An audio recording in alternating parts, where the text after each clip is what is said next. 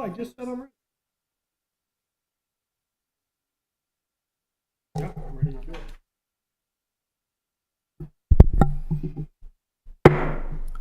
This meeting of the Finance Standing Committee is called to order at 10:35 a.m. on September 3rd, 2025. Thanks everybody for being here with us today. It's been a nice August recess, I hope, for everyone. I know you got to beat the heat, Alderwoman Finlayson, and you were up in the great north. And Milwaukee, my dad's 101st birthday. Awesome. And the flooding of the city of Milwaukee, which made ours look like a drop in the bucket, literally. Oh, well, if Their that city is still recovering, and there are literally thousands of people who lost their homes oh my God. because the floodwaters washed out their foundations completely. Wow. You know, my dad's basement got probably 3 or 4 inches of water, but saturated throughout, and it's now gutted and has to be rebuilt. So, and ours is a minor case compared to all of the tragedy in the city. And I'm surprised it was national news, but anyway, my dad had a wonderful 101st birthday, so that's all good on a podcast. Happy birthday to him. Let's start with our roll call. Alderwoman Finlayson, Present. Alderwoman O'Neill, Present. and Alderman Huntley is here. At this point, is there a motion to approve the agenda? Mr. Chair, I'll move approval of the agenda as written. Second. All those in favor say aye. Aye. And then is there a motion to approve the minutes from July 16th, the very last time we met? Move approval of minutes 7/16/25. Second. All those in favor say aye. Aye. Excellent. Okay.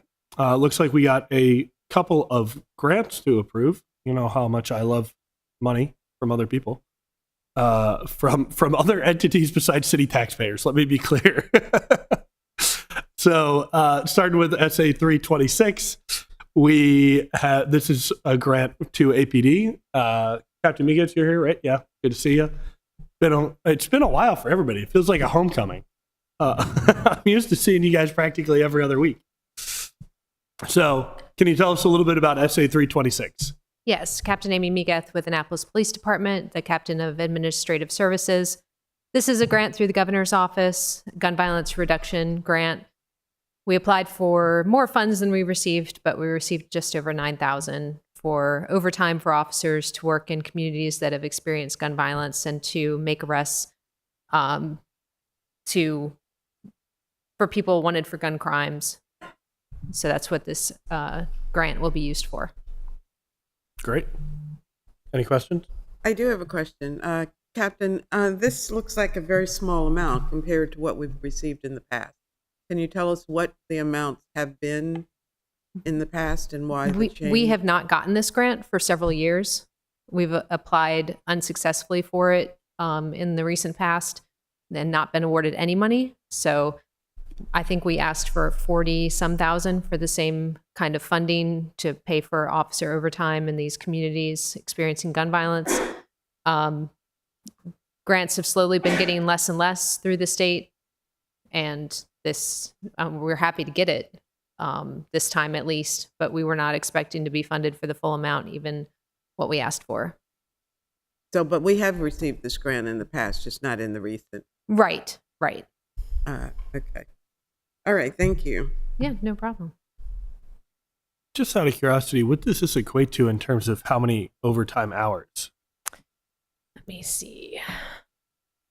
You know, we do a rough estimate because in general, we have a supervisor working, we have officers working. Right. So it doesn't pay for what we actually do end up staffing. But let me look.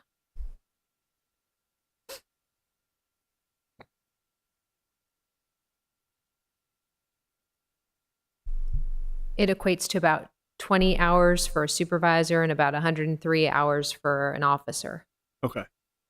Well, then let's not take up too many more hours of your time, and let's go and get this approved for those 120 hours. Thank you. Thanks. Any other questions? All right. Is there a motion for approval of SA 326?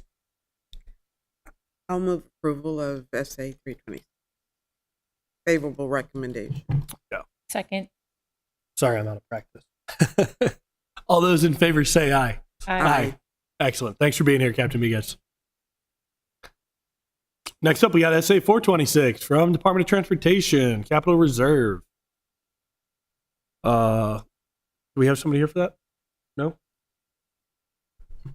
Buckland or anybody from the finance department want to jump in here? This is a pretty significant one.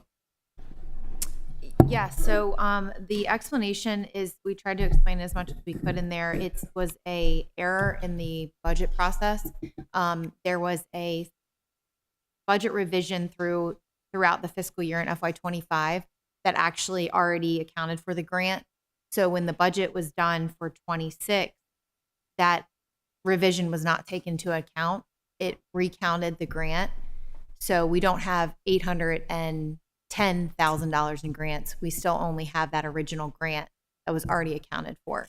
So the funding for this project without changing the total project amount has to come from capital reserve. We can't change the bond. The bond ordinance is already underway, so we can't put it on a bond. So the only way to pull it is from the reserve. Got it. Okay. So if I'm understanding you correctly, we had a grant last year. We then double counted it for this year. And so we need to replace that accidental double counting with capital reserve funds. Correct. Okay. And what is this actually going to within the Department of Transportation? This is for the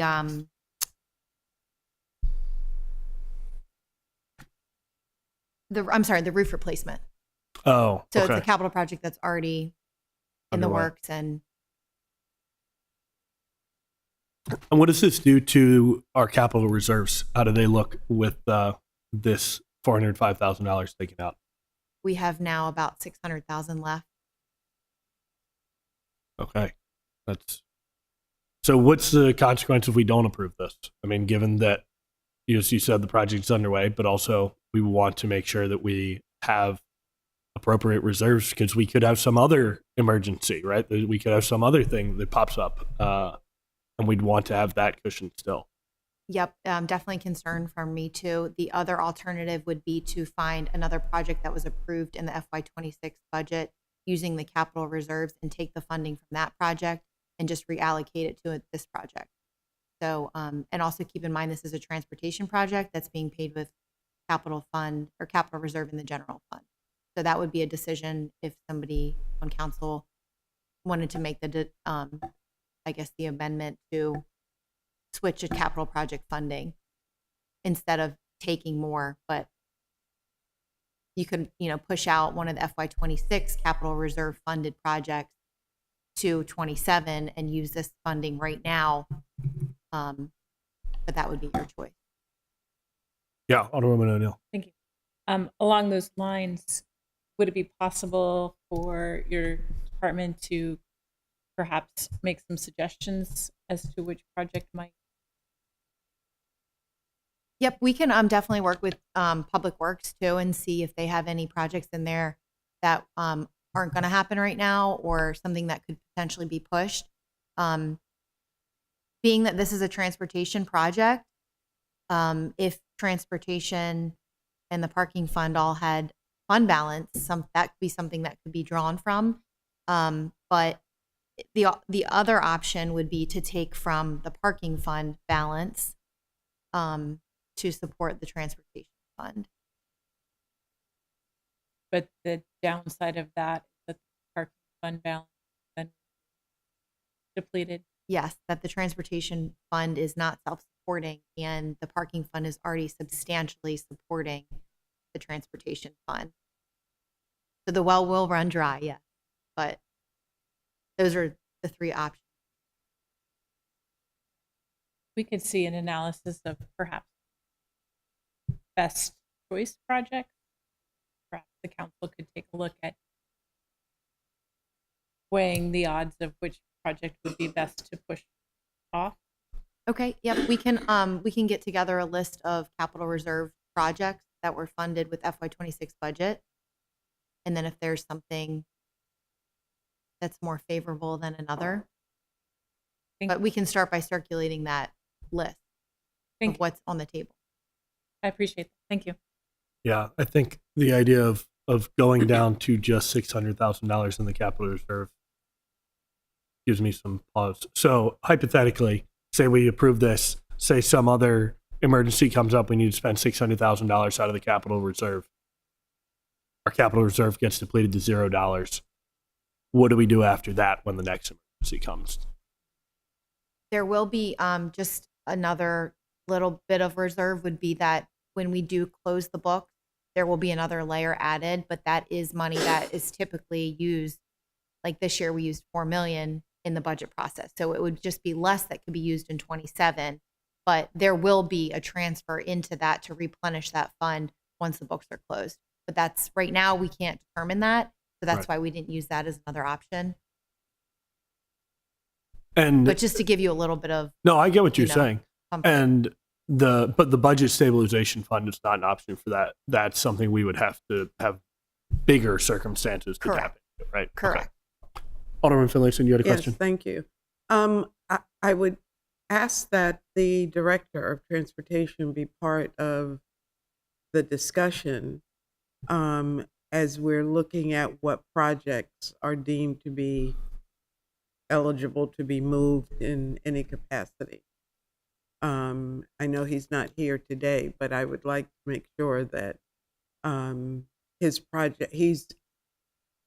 his voice is heard when the decisions are being made about the projects out of transportation. Yeah, certainly. I just want to clarify that all the projects would be on the table, not just the transportation fund. There is one large transportation fund project from FY26, but that's mostly bond funded, and we can't commingle the bond funding that was appropriated. So it would just have to be looking at the capital reserve funded projects. Okay, so that means that Public Works, the director, would also be weighing in on what those projects are. Correct. Okay. Did you say, and maybe I didn't hear you, exactly which project this is referring to? It's a transportation roof, It's a what? the roof replacement. Roof. It's the roof. Yep. Okay. Okay, thank you. So, is there an urgency towards approving this one today, or could we postpone action on it till our next finance committee meeting to then have some additional options from the directors? You still like us to say? I would caution us doing that because this is actually fixing a problem that was in there. Just putting money out the door. So I'd rather have clean books than I hear what you're saying. I think there's like half of this that is correcting a problem and half of it that's filling a hole. Half of it is acknowledging that there is a hole and half of it is filling the hole. We should definitely acknowledge the hole, but we might want additional options for how we fill the hole. Mr. Chair, I'd like us to ask the finance director what the implications might be to delaying this, if any. I think we would have to get with the transportation director too. I know this project is already, it's something that's on, like it's going on right now. So it's already been in the works.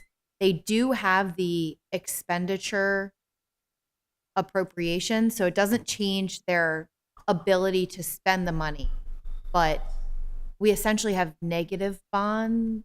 Mhm. Yes, you can wait. Yes. In short, yes, you can. It can wait. I wouldn't wait too long. So I'm not sure what the legal process of like it coming to you and then amending it and like who does has to go back to. I don't know what the timeline looks like for if we wait. I guess it would come back to you in the next finance committee meeting on the 17th. So then it could go to council on the 29th, 25th, 20th, that whatever date. So that would be, I think that would be okay. Well, this doesn't speak to how to fill the void that's being created. So even if we delay it, it still doesn't address what you're asking for. I don't think there's any reason to delay this. Surely you can come back with a proposal to figure out how to come up with additional funding, but it's not going to impact this SA. Well, I don't think it does. It both corrects that we do not actually have this grant, and what it does to address that is transfers money from the capital reserve to replace that money. So I think it, as written, it both acknowledges, to keep my analogy, acknowledges the hole and fills the hole with capital reserve fund. But we could also, You could also pass, or you could also move forward with this and then acknowledge that we are looking for, at the next finance meeting, a proposed revision that replenishes that 405 from somewhere. yeah, that's what I was thinking too. Mr. Chair, I'd make a motion that we give a favorable recommendation to SA 426. Okay. Well, I will call for a vote on that. Yeah. Okay. All those in favor of favorable recommendation on SA 426, say aye. Aye. Aye. Motion carries. So we will move this forward to our next meeting, and then we'll work. So is it going to be the finance department's responsibility to bring us some options at our next meeting for how we might be able to replenish that capital reserve fund? Yes, or we can circulate that via email, and then we can have a proposed essay written for the next meeting to vote on. That's probably a better Yeah, idea. I can Thank you. send that to you today. Thank you. Okay. Moving on down the list then. Thanks for that spirited discussion on that one. We have SA 526, 5 comes after 4. This is a grant from the fire department for the Maryland Department of Service and Civic Innovation. Oh, this is the mentee program. Cool. Very exciting.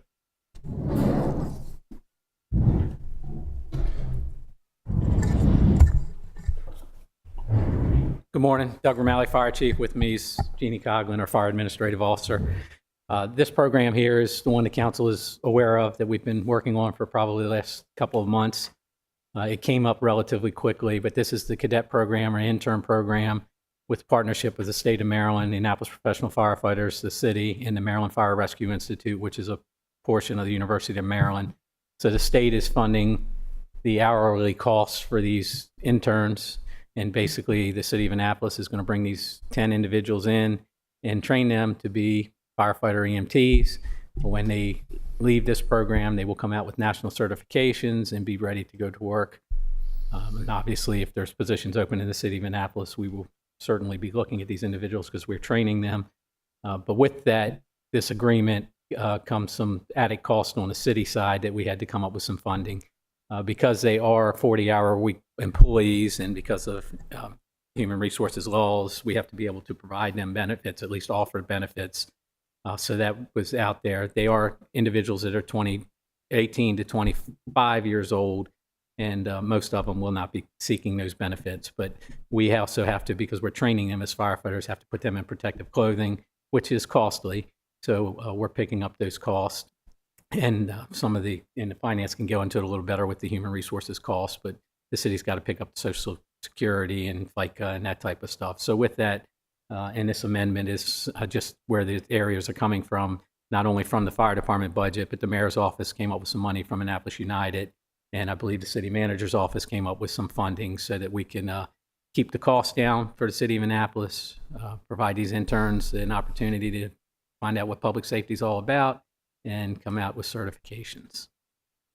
Very exciting. I've been seeing this opportunity. I've been advertising it to residents, and seems like a really good option. And taking money from the city management and putting it into the fire department, I think the residents will love that. That's the kind of thing people love to hear. So sounds like a really good opportunity to me. Anybody got any questions? Well, I don't have a question, but I do have a comment. Congratulations, Chief. How long have we been talking about trying to get cadets in the pipeline? Because they are in the pipeline to becoming firefighters. And so, I'm so pleased. We've had this discussion a long time. So, We're very excited. This is a unique program in the state of Maryland. This is the first of its kind where we're actually bringing in paid interns and training them, actually sending them to a career fire school. Now they also are doing this on the Lower Eastern Shore. The University of Maryland is picking up 8 individuals and training them, but the curriculum is going to be the exact same. We've been meeting with them throughout this, and our partnership with the University of Maryland Fire Rescue Institute is providing instructor pay for some of the support instructors that go along with it. So, but this is a unique opportunity. The rest of the departments across the state are looking at this, and it's very interesting. We're excited about it. It's going to be a lot of work, but we are excited, and we hope that it comes out to be something that's very successful. We've heard from the council for many years, how can we get some local individuals involved in public safety, and we've thrown it out there. It was very competitive. Not all the individuals that we would like to have seen got into the program, some of which we had some local residents that would have been great for the program. Unfortunately, they didn't have driver's license yet. And it is a requirement for this because part of it is teaching them how to drive emergency vehicles because it's part of what they have to do.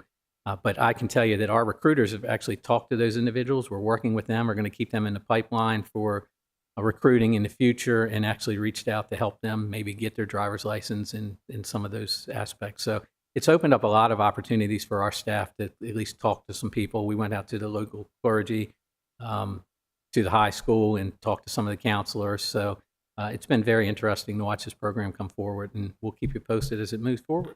please do. One of the hindrances to getting driver's license for some young people is getting the class and taking the test. And I know that the governor had a program, I think, to help with that funding. That might be something you look into if they're having issues getting their driver's license. Would I be appropriate to ask how many females are in the class? 3? Can I ask that question without being Director of sexist? HR. I don't think that violates any laws. It's Okay. actually, I can tell you, it's a very diverse group of individuals from the Annapolis area, and there are 3 females that are part of that. Well, good. Well, thank you, and good luck with it. I'm excited. We appreciate the support and the help. And so just so I know, if these medical costs aren't needed, right, if nobody actually wants health insurance, do we expect that those funds will go back to the Annapolis United program?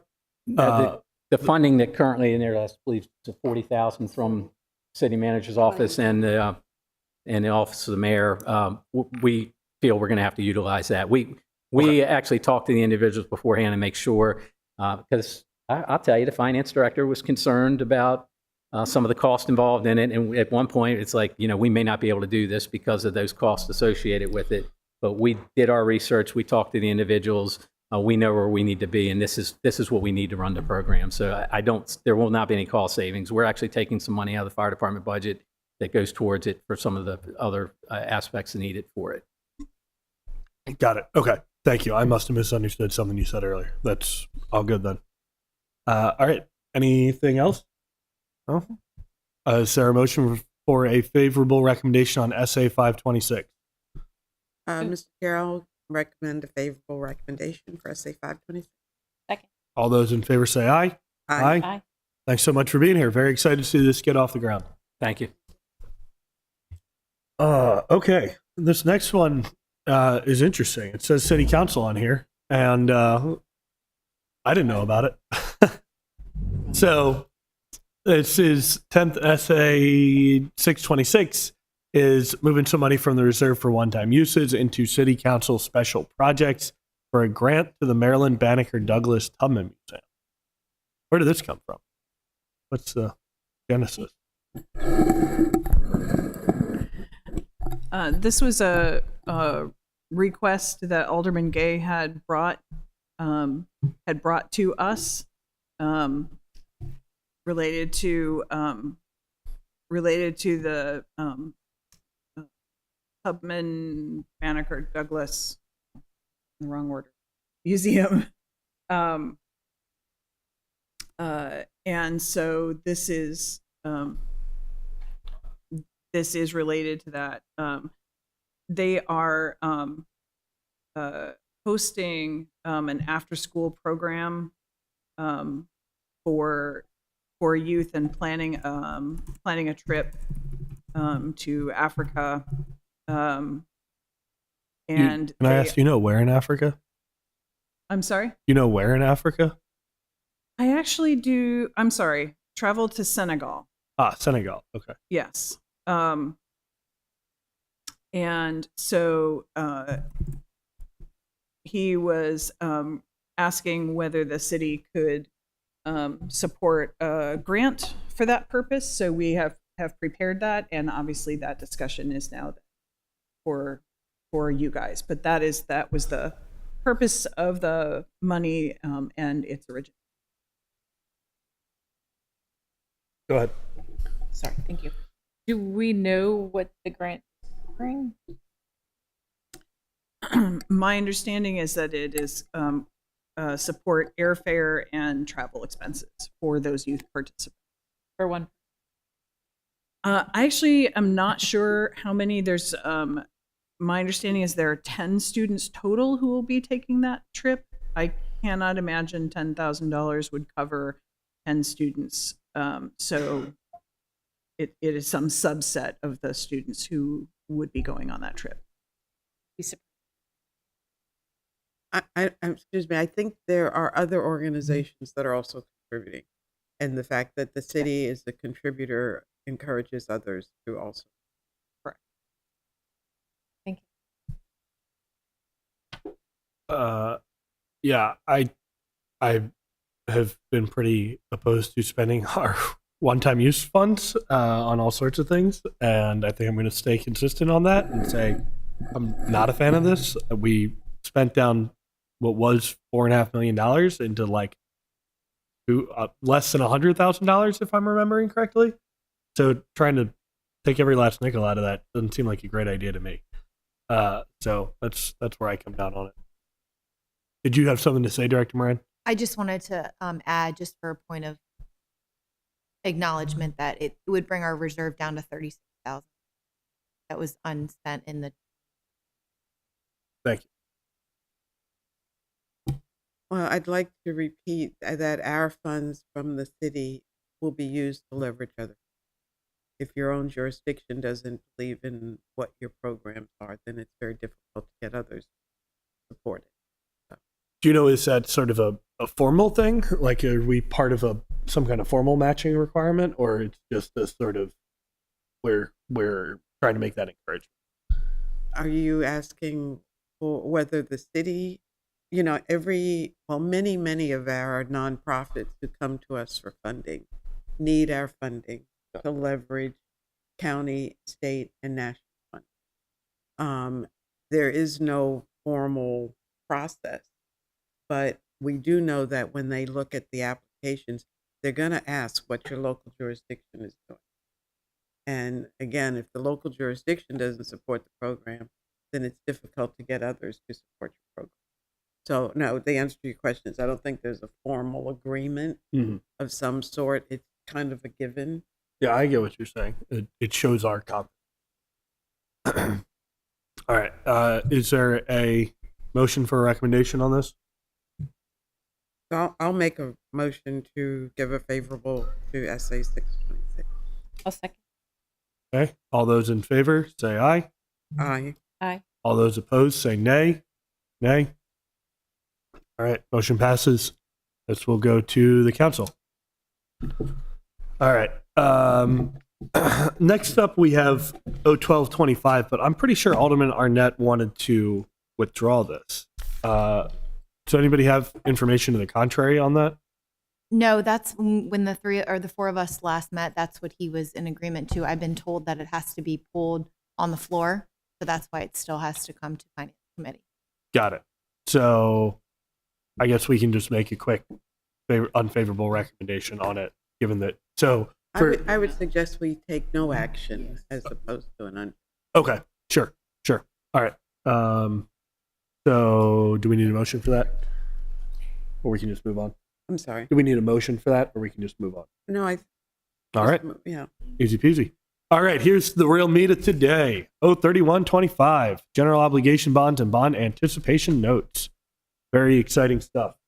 I do have a bunch He's of questions. kidding, right? No, I'm not kidding. I do have a bunch of questions to ask about this, but Ms. Moran, do you want to start with a overview for us? Or, I mean, this is a pretty big piece. Directors. Oh. Sure, not for good, but I don't know. I'm not sure why he's here. we didn't have anything for Public Works. Oh, you think for this? yeah. Yeah, I guess so. Anyway, Director Moran, do you want to get started? Sort of give us an overview on this. I know you and I have talked about it a couple times, and then I can jump into some of the questions I brought. That sound good?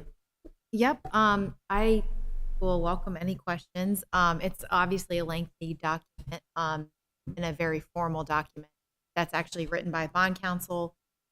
All it's doing is providing the ability to issue bonds, general obligation bonds, based on the FY26 adopted budget and all of the previously adopted budgets where we have not sold bonds for.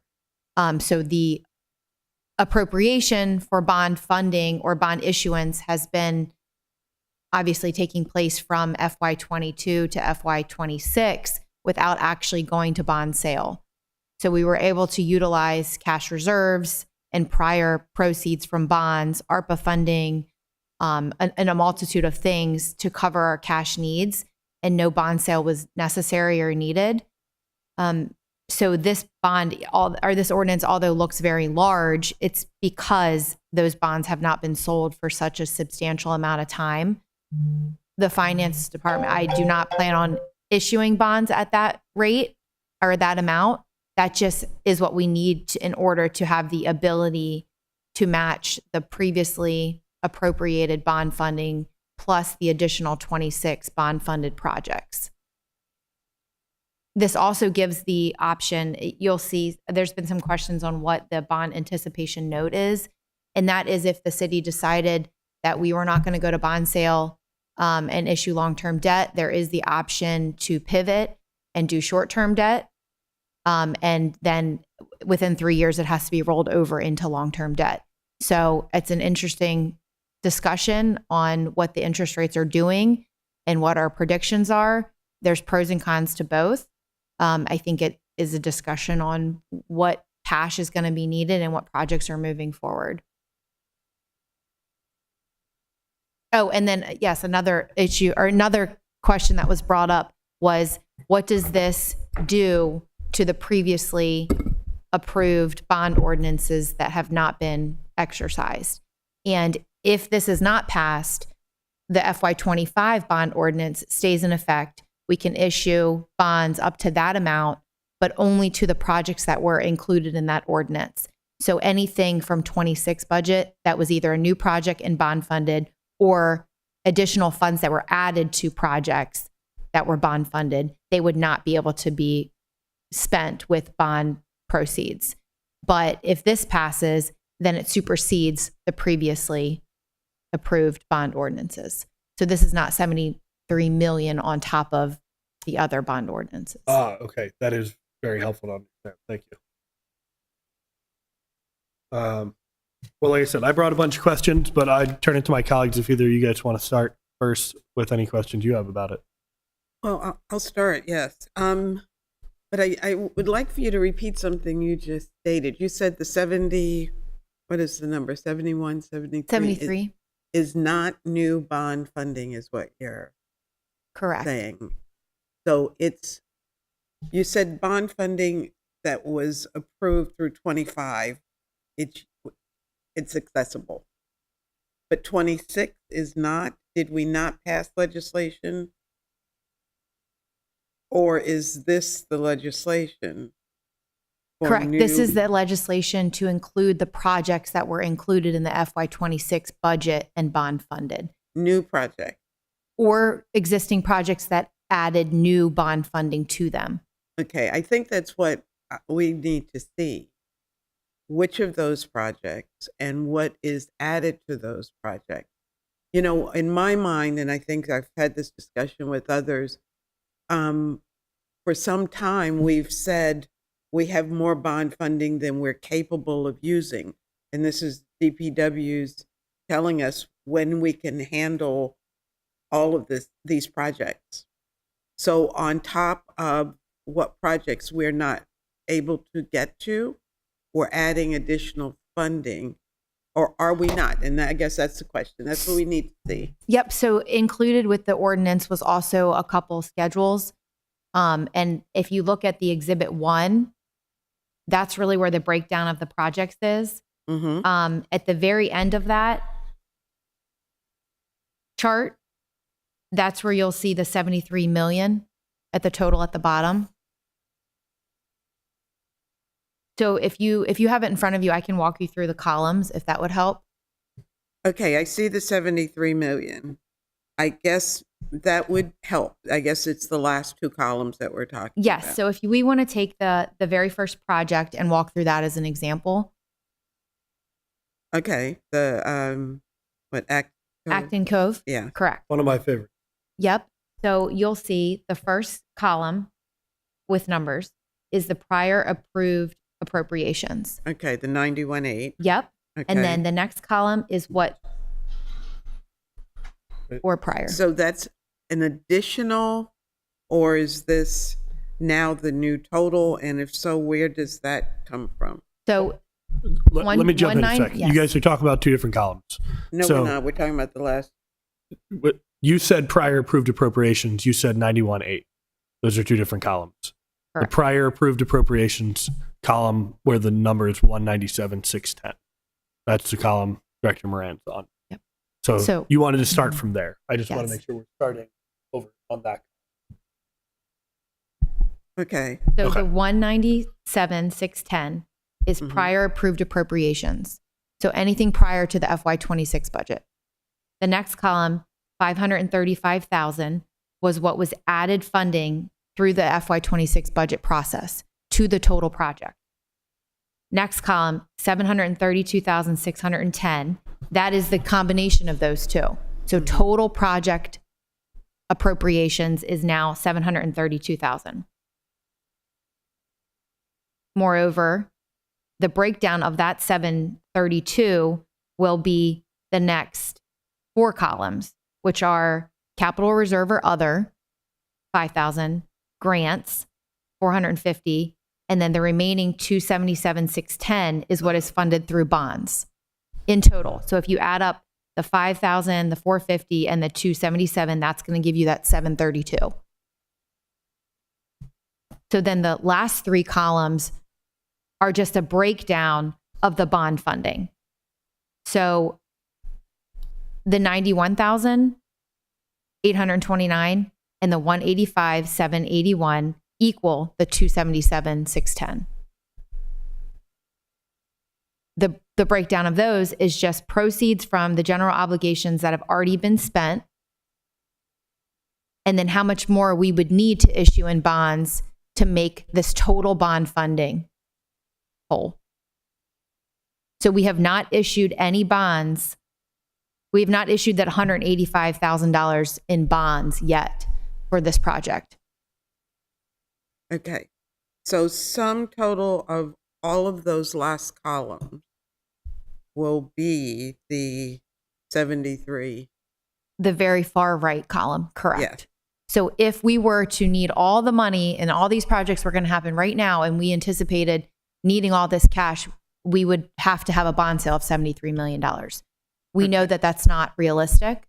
Mhm. So we do look down at how much money we have, the percent of cash being spent, how quickly it's being spent, and have a more realistic projection. And it's right now we're thinking 36 million will be what's actually issued in bonds. But we take a look at that with Public Works as well as it gets closer. So in the next couple of weeks, we'll scrub it again to see where the projects are. Okay, so my question is, I guess for Director Vogel, are all of these projects doable in the time that this bond funding is being allocated? I see the finance director shaking her head no. the practitioner, We got to call him up from the back of the room. Who's hoping to avoid us today? because that's the question, you know, are we creating this pot of funding that we're really not going to be able to utilize? Hi, good Or morning. are we? Bert Vogel, Public Works Director. I'm simply going to reiterate Director Moran's answer is that $36 million is her current estimate of what we would need to carry us through to the next bond sale, which I believe you're anticipating 2 or 3 years from now. Correct. So, and she also said that we will be refining that number. $36 million is kind of that starting point, and that she and I and the Public Works staff will kind of dig into the details there and make sure we get that as close as possible. You're speaking from the funding perspective. I am asking from the practical shovel in the ground perspective. Correct. They are one and the same. So that you're telling me that you'll be able to accomplish all of these projects. No, ma'am. Well, that's my question. If we were to accomplish all of the projects, she would need the full $72 million. Exactly, and that's what we're seeking to approve in this legislation, are we not? That's what it says. Yes, the legislation gives the ability because that's the way that the budget was passed as appropriated. So the question then would become, should the budget have been passed with additional bond funding if we didn't anticipate these projects actually happening? But this ordinance is written the way that the bond was appropriated through the budget process. So this bond authority appropriation has already been adopted. That doesn't mean that we have to exercise this full amount, which is what the director was saying, is that we're not going to issue $72 million in debt because we recognize that that amount of money and that level, all these projects are not going to happen right away. So we do take that into consideration. That's why we don't issue $72 million in debt. But this is the way that the budget was passed. So I'm looking for, and I'll repeat it, I'm looking for a practical, pretty much accounting of what is going to be accomplished with the existing bond funding and with the additional bond funding in the times that we're talking about. You know, did we accomplish, and this isn't an attack or anything, but did we get through all of the projects in 25? Maybe a way to ask what Alderwoman Finlayson is getting at is historically, what percent of... That's not my question. No? Okay. That's a good question. But my question is, how many of the projects that we fund in 25 did we complete or are on the way to being completed?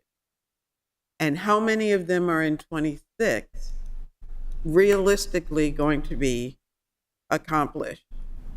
To need, and maybe into 27, whatever it is, to need this additional funding, this additional 73 million. So where do we have it? And Director Vogel, can you provide that?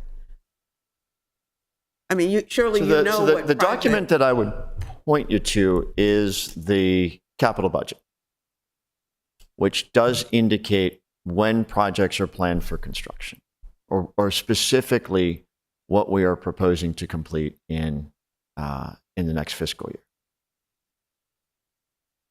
So that's not rolled up into a total summary. But again, that is something that we are talking about working out, right? Taking this, adding another column here and saying the total expenditures we would anticipate through, let's say, the end of 2027. Okay, I guess and I understand the chart and I understand how you came to the 73 million. You know, in the past, and I hate to bring up previous directors, but we were given a list. So we knew exactly what the expectation was in a given fiscal year. And that's what we're looking for again. I'm looking for again. And I'm going to ask the question. Sure. over and over until- If you have that list, it would be helpful. We could Well, certainly you can reproduce go it. back into your own department records. David Gerald provided us with a list of projects that were going to be accomplished. And he's the one that said to us, but we're not going to be able to accomplish all of these in given fiscal year. So we're going to be, and we know what the CIP looks like and how many years out. I'm just trying to see where the funding is needed for which year. And is the 73 million tied to specific projects? And we see them. I got the chart, I understand that. But what are we going to actually accomplish? Or what are we just putting aside until another time? If I may, I think I want to make sure I'm hearing correctly. I've heard a lot of frustration from council and from others about that gap between what's approved in the CIP for a given year versus what's actually completed. Mm-hmm. And that gap then begs the question of, I can't look at the CIP and have a realistic sense of what's actually going to be accomplished this year. So I would like sort of some further information to get that sense. From just speaking for myself, but I think we've certainly spoken internally. I think that having a gap that's that large is a bit of its own problem. And that's one of the things that I would like for us to really talk about for this next year is how do we have a smaller gap than that? You're never going to hit everything perfectly, but that sense of frustration and that sense of, I can't just look at the CIP and have a sense of what's actually going to get done this year, I think is a problem that we need to kind of address like from the get-go. And so I think that I think I understand what you're asking is give me a realistic sense of what should I be able to actually expect from this year. And I think that's something that we can work with as and to answer and certainly that view of how much are we actually going to issue, which is sort of filtered through that lens. I think that's something we can share, right? We're sort of expecting this and then this, and this is how much, therefore, we're actually going to issue. The bond ordinance itself, of course, just simply reflects the approved budget. But it doesn't address that gap that you were talking about. And I think that's a reasonable question, and I think that's something that we can share based on, where do we think, how did we arrive at that number of bonds that we actually think we're gonna need. But I would also, as a follow-up to that, like to see us have a smaller gap from the get-go, if that makes sense. I want to be clear. I'm not opposed to what's being asked for because I trust that you've done the numbers. We see them here. What I need, and I think the community expects and wants to see exactly what's being accomplished in each year using the funds that have been approved. So, and I'm disappointed that we don't have it today. But I think we need it, and I would hope that we have it in front of us so that we can justify making this. And I know the bonding agency, they're going on the CIP that we created and we approved. So they're going to tell us the best case scenario, which is fine. But we need to be able to justify it to our constituents, to the taxpayers, how these funds are being used, and if they are being used. And if they are being used for the projects that are approved. So, but City Manager Buckland, you understand the point I'm making. So, thank you. Alderwoman O'Neill, I think you had a question. I did. So we're looking at numbers. I know that the bond ordinance lists the 73 million. You've talked about actually 36 million, so you must have an idea of which projects are covered under that 36 million to get to that amount. Is that correct? It's not a perfect science, and we do look at it as we get more information in. We look at it on a cash flow basis of what projects are spending down quicker than others. For example, like the sewer fund, their bond funded projects spend quicker than maybe general sidewalks or whatever it may be. It's we look at the cash flow also. So it's a percentage. It's not perfect. It's about 50%, but take City Dock, for example, there are bond funds in there. There's a lot of other considerations in that. So the full bond funding for that would be $9 million. Realistically, we are considering $2.5 million in bond funding. And that's an easy one to take out, for example, because it's one that we really look at. But it's a moving target. But we are very cautious in what we issue because we are obligated to spend that money within 3 years or pay back the interest to the IRS. So that's not lost on us. So that leads to sort of the culmination of my question. And if the 73 is not what we're going to use, and it's what I've heard from the public as putting up huge red flags, and we're looking more towards the 36, do we amend the ordinance to reflect a lower number to get to where, for instance, Buckland had said she'd like to see a smaller gap? We would like to see a smaller gap so that we know that we are funding projects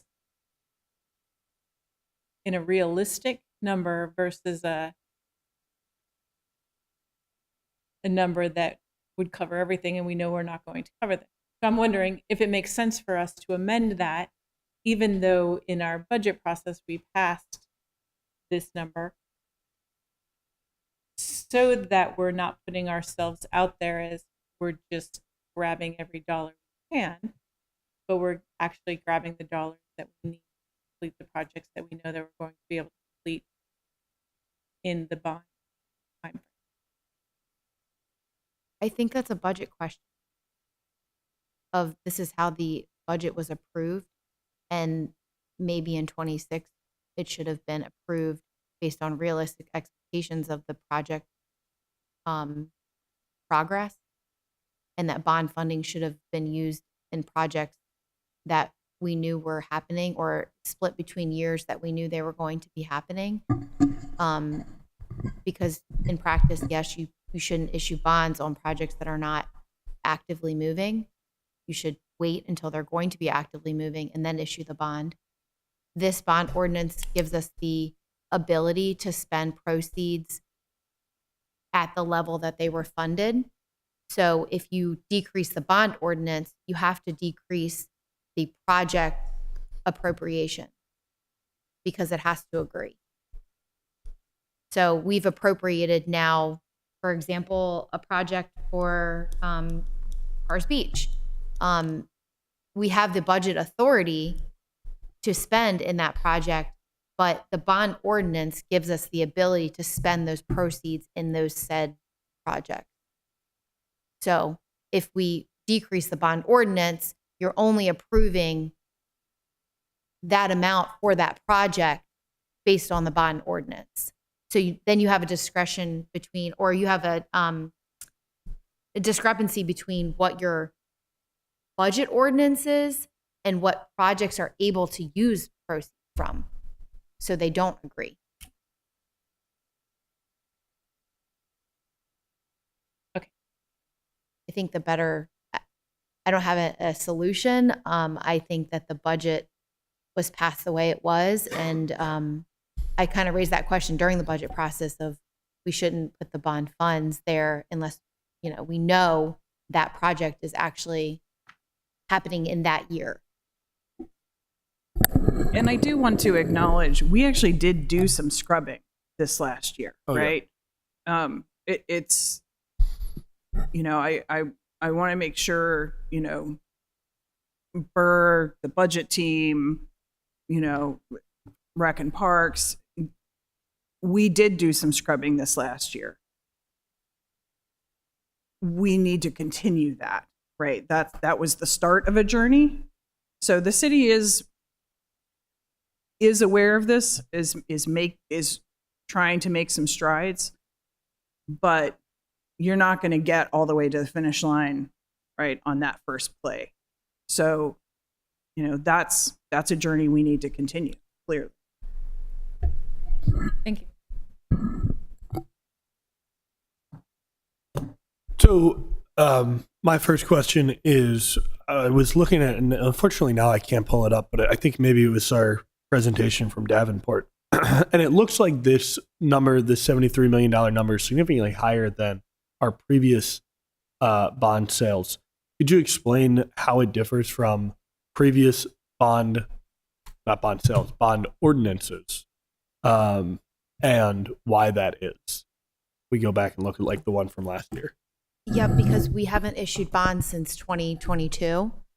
So it just keeps adding more and more and more of unissued debt that was appropriated through the budget. I get what you're saying.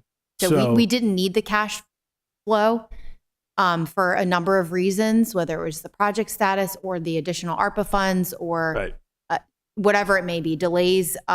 We weren't using the cash as it was being appropriated through the budget process. So therefore, conservatively, we don't issue debt unless we need to. We're actually still sitting on interest that we are, at the end of this year, calendar year, we have to pay back interest because we haven't spent the proceeds. Got it. Okay, that answers my question. Thank you. So this goes back to this question we've been hashing out, but to put my fine point on it, historically, what percent of what we obligate of what we approve in the ordinance? This year it's $73 million. Last year it was a smaller number. Historically, what percent of that is getting spent in each one of those time periods? Are we talking 80%? Are we talking 40%? Roughly. In the year of appropriation? You have That's to give me a good- time period yeah. spent, but in X number of months beyond the passage of that budget. Let's say 3 years, because that's sort of the time period So, we're looking yeah, at. So really, if bonds are, or if a project is approved in FY25, let's say, then you have FY25, 26, and 27. 50 is probably a good number for that. Okay. 50 to 70. So just Right. at the bottom of Exhibit 1, in the totals, Yeah. you will see the appropriation funded by bonds. Right. And that, I don't know the breakdown of which years those were appropriated right now, but that's anything prior to 26. Including 26. That's all appropriation. This is the 155, and 59 million or 60 million of that has been spent in that period. So I'm sorry, can you just say those numbers again?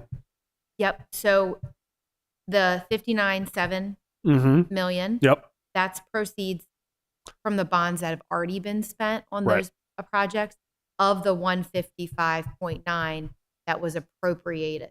Right. Okay. Wow. What So that's- And keep in mind, these would be heavily skewed by two very large projects that have been delayed. The City dock the and- two city dock flood mitigation projects. Oh, those two. Okay. And I suppose also Main Street rebricking, which is not Main Street rebricking, which is another big one that's gotten delayed. Not quite of that magnitude, but that's a Yeah. multi-million-dollar one. I'm sorry, did you have a question, Alderman Finlayson? I was trying to follow Ms. Moran's numbers. You were getting ready to ask her, and I. Oh, you're talking What about, did you? so down here on the bottom, the total The appropriations funded by bond. 59,719. Yeah, and how much of that has been expended. So where does the amount that's been expended? That would be the $59 million figure. Okay, so that has been expended. So this ordinance will allow it to go to 96. Like what I'm saying. 96, but minus the unspent proceeds from bonds that are already issued, which is 22 million. That's from the total, though. I was just looking at that one project. Right, so the 96 would be the delta of those two, but we Right. have 22 million to still draw down from.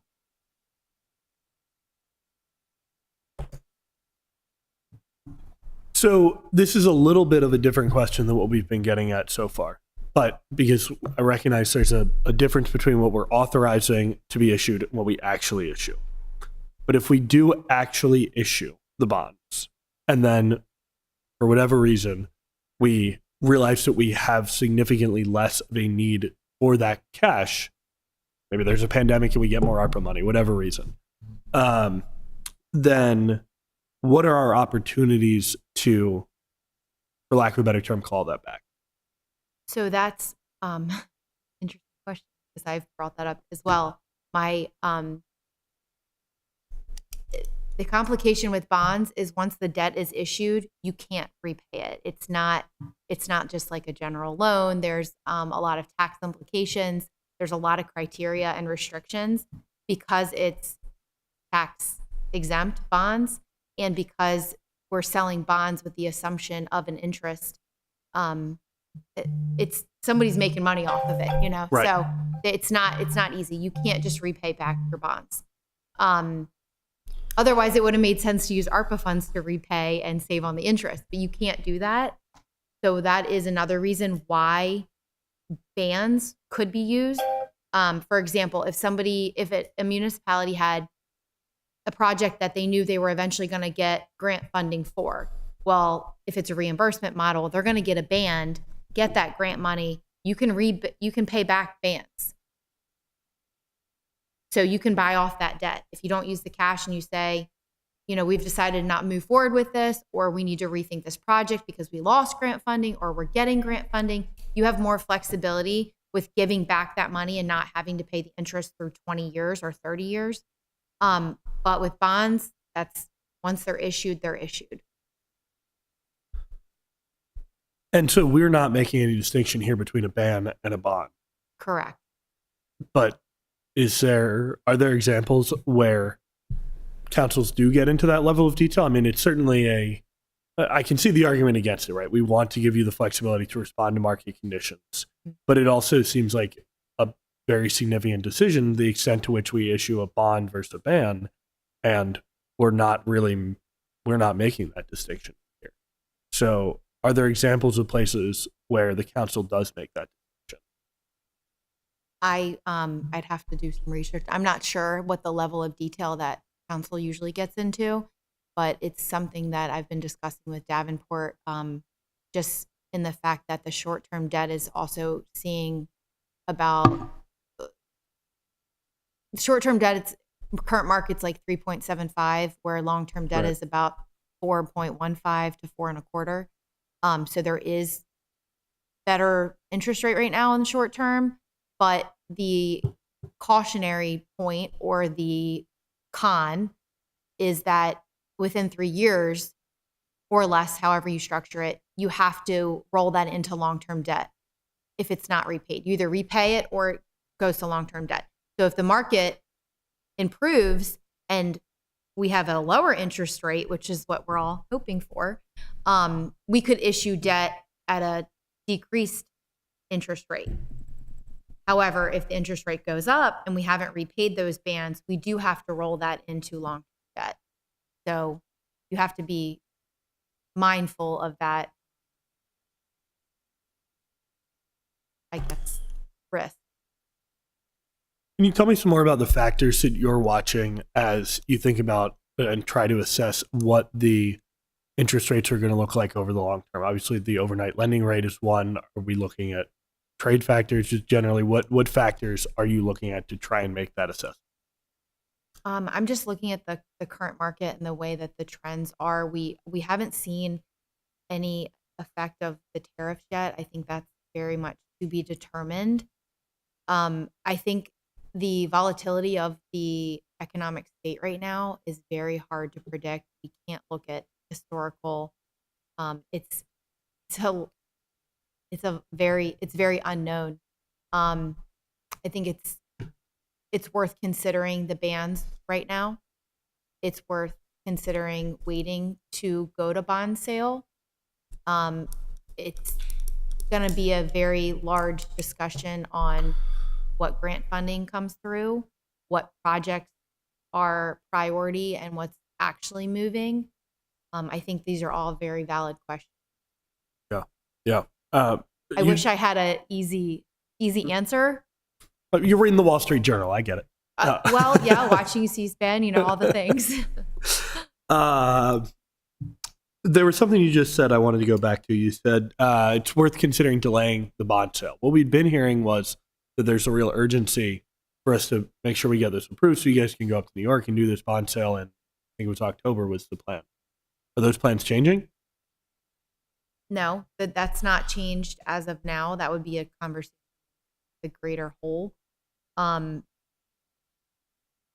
the council and the mayor as right now, we do have a deadline of when we could issue that debt under this ordinance.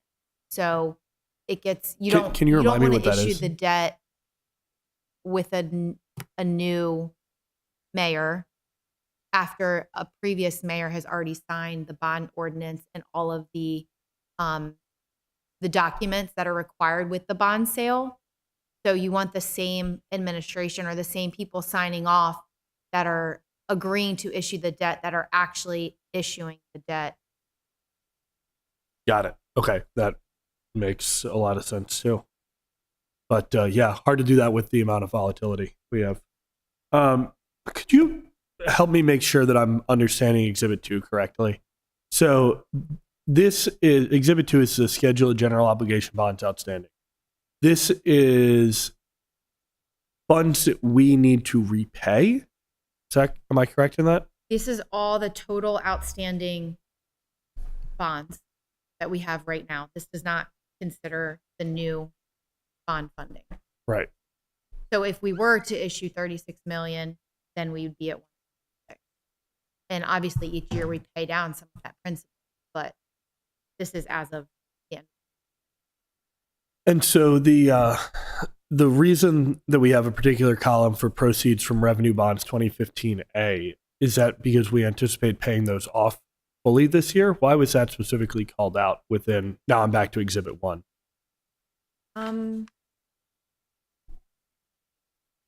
So those are just revenue bonds.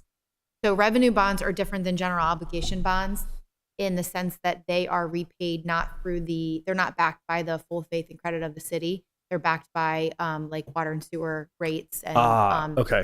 Yeah. That, other that revenue explains. streams other than the tax base. Well, that actually leads me right into my next question of why are we not distinguishing between parking fund bonds and general obligation bonds In which in Exhibit 1? Is it? I was looking specifically at the City Dock project where the bond funding is overwhelmingly. Oh gosh, I lost it. But the bond funding was overwhelmingly through the parking fund, and yet we don't break that out in here. Shouldn't that be? If we're breaking out other revenue bonds, doesn't it make sense to break out that revenue bond? I guess I don't understand the question. Okay, maybe I'm not being clear. I'm hoping that I'm looking at Jake. If I misstate this, that there will be a correction. The bulk of the revenue bonds under the P3 arrangement are not actually held by the city. Right. right? So they don't appear on the city books. What Sure. does appear is the waterfall payment. Right. But the fact that that waterfall payment, well, like I said, the revenue bonds isn't on our side anyway. So that's why they don't appear. Right. If that makes sense. No, that makes sense to me. But my question is more that we have on the capital projects, the capital budget, 13,506,000 of parking fund bonds for the city dock project. And then over here, we've got it listed as, in Exhibit 1, we have it listed as $13,756,000 of appropriation funded by bond. Total, right? Not broken out. But I won't spit out any more numbers until you know what I'm saying. So, okay, let's take it from a different angle. This $13,756,000 of appropriations funded by bonds for the City Dock Resilience and Revitalization Project, which we have here on Exhibit 1. Is that intended to be exclusively general obligation bond? Yes. Yes. Okay. Then, why is it that when we look at the capital project for the City Dock Revitalization, that we only see $11,417,000 of general fund bond? You're looking at the CIP budget itself. Correct.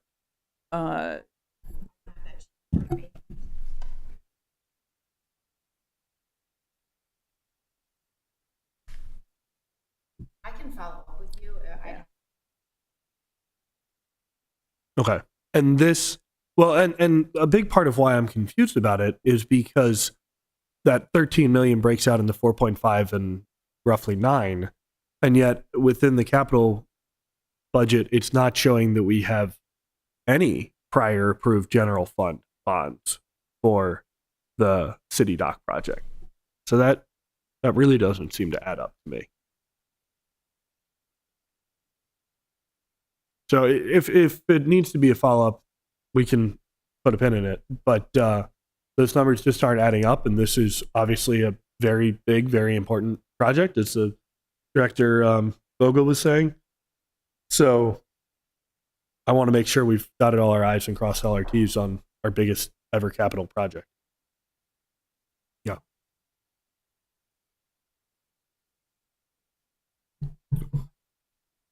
Okay, but ultimately the question is why? How does the bond funding we're seeing here in Exhibit 1 relate to the bond funding for City Dock that we see in the capital budget? That's my very broad question that I'd like to follow up on. Okay, let's see. Went through most of these here.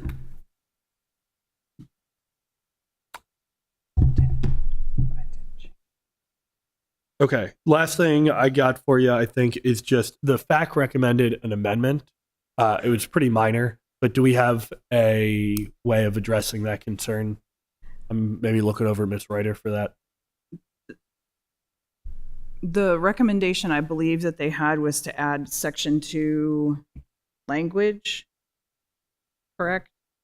So the bond ordinance is sufficiently long and complex.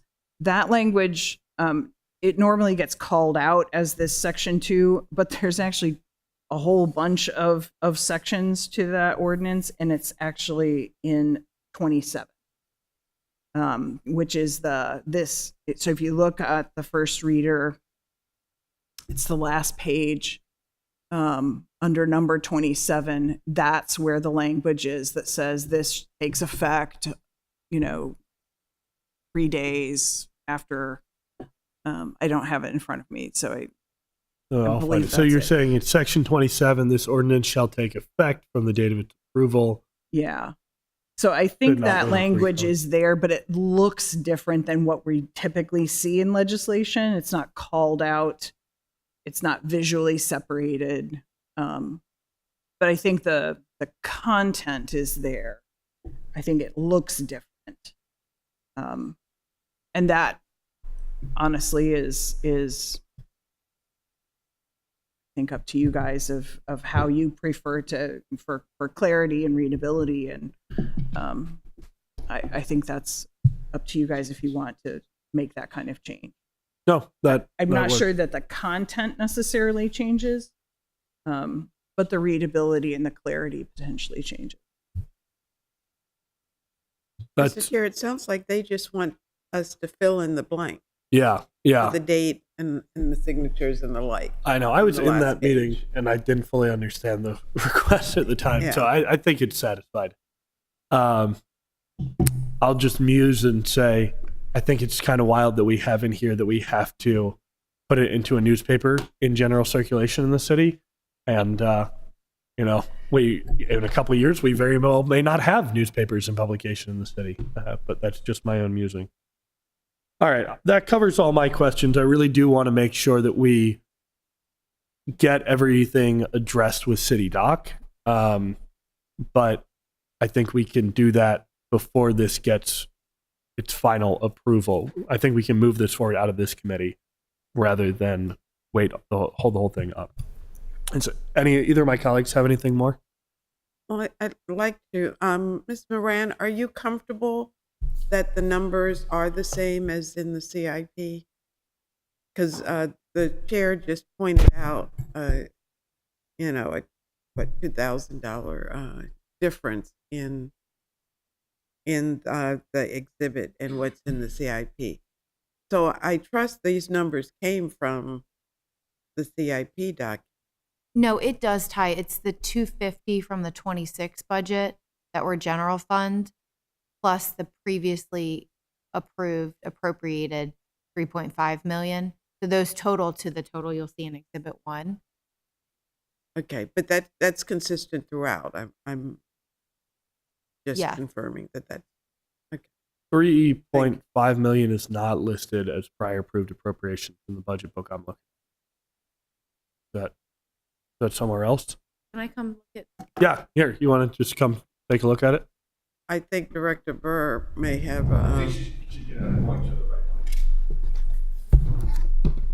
So here's what I'm seeing. Here we have. Okay. Yeah. Okay. So the parking fund is included. Okay. All Yes. right. So the way that the debt service on parking fund project would be repaid Got it. as a debt service line item. Got it. Okay. This is making much more sense. Yeah. See, I was trying to add it like this. Yeah. Makes more Yeah. sense to add it And like then that. add it that way too. It's gonna show Yeah. the 20. Okay. So then I do still have a question about it, but it's a much less. I wouldn't leave Director Vogel. Yeah, Burr's getting his steps in today. So then my question on it is why, if we're breaking out the revenue bonds, are we for 2015A, why are we not in this exhibit breaking out other revenue bonds like from the parking fund? Because that's not a revenue bond. Oh, it's not. No, it's all general obligation. Okay. And is that because they were originally a revenue bond and then we purchased it as a general obligation bond? Wasn't that? No, it was never a revenue bond. Okay. Right. All right. It was issued general obligation. Yeah, the thing to keep in mind is that there's sort of two tranches of debt. The revenue bonds is what's held outside. Yeah. The sub debt the city took on Right. is not revenue bonds. Got it. Okay. All right. That is lining up for me then. Thank you very much. So basically, the point that I'm getting at here is no, the parking fund is not distinguished from the general obligation bonds, and that's appropriate. Okay. Correct. Got it. Thank you. All right. That's all my questions then. May I ask a question? Yeah. And it's simply about a title, the Annapolis Walk Park Improvement, which really, I thought we had changed the title to parking as opposed to it being about the park. As long as we're clear, but I think I think we changed the title. But I could be wrong. But I don't have the book in front. yeah, it's okay. And I'll take this opportunity to remind our wonderful budget staff that we would like that adopted FY26 budget book soon. Because we have the, Yes, I received the emails. It's coming. It's through, it's a lot of back and forth of review process. It's a very thorough process. We don't want to put out a document that doesn't totally tie to what was approved. So, yep. but yes, it is. I promise it's not being ignored. I didn't think it working on was. All right. Mr. Trudeau has a comment. Oh, hey, what's up, Mr. Trudeau? Budget Manager Jake Trudeau. I will say too that the budget ordinance has been on Legistar since June 25th of this year. Thanks. Thank you. Can we make a note on the front page of our website that says that? Please. That's a question for our webmaster. Okay. So, is there a motion to approve O3125 or to make a favorable recommendation on O3125? Mr. Chair, I'll make a recommendation. Give a favorable recommendation, 3125. Second. All those in favor say aye. Aye. All right. Thank you very much, everybody. I believe that just about concludes our agenda. Oh, we have our finance department update. And I see we've got a bunch of these written out now. Look, oh, even today's. There we go. That's for you, Alderman Finlayson. We got it written out. Yeah, As I requested. appreciate As it. Thank requested. you very much. Well, in that case, I'm happy to read it. But do you want to give us highlights also? Or do we want to just ask you questions about it? I'll take questions. Okay. Anybody got questions about the written finance director report? I did have one question on this about the staffing. What you wrote here is a little bit vague. Could you a little more clearly say what you're thinking about where the greatest areas of need are? I get you're trying to determine that, but what's your initial thinking on that at this point?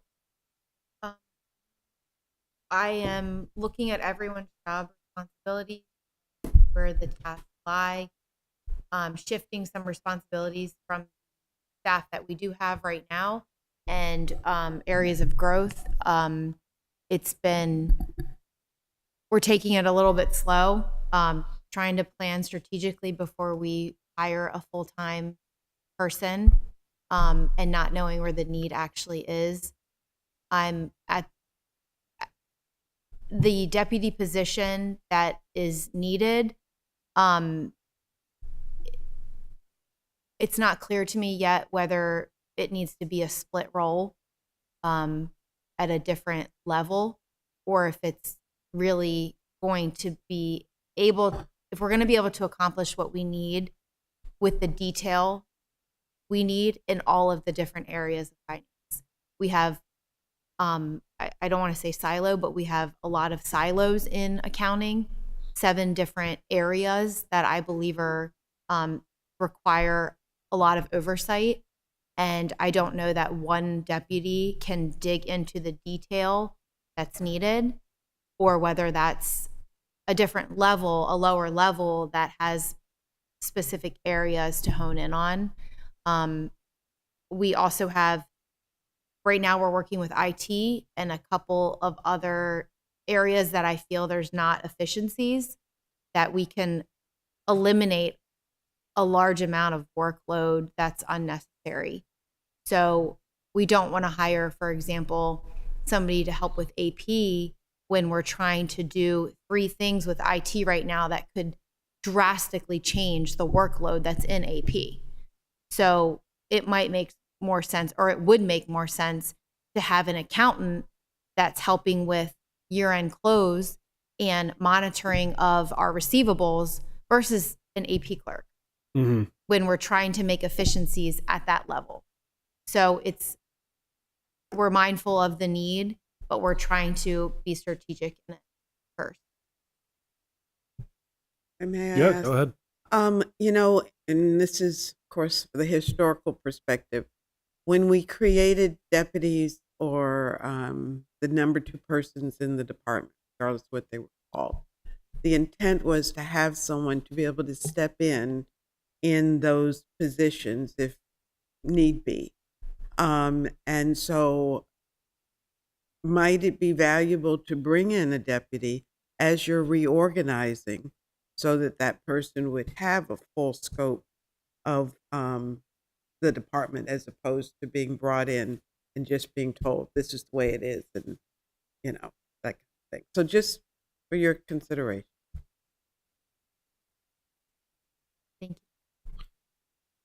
All right. Anybody got anything else for the good of the order? Any other questions? Any other concerns? Anything you just want to tell Chief Formali how good his hair's looking today? No. All right.